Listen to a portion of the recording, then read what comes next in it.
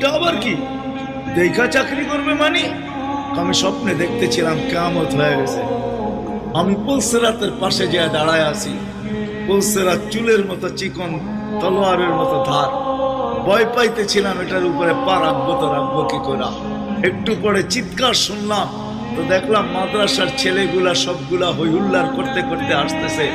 ওরা পুলসেরাতের পা দিতে দেরি, এটা সুপার হাইওয়ে হয়ে যেতে দেরি হয়ে যায়।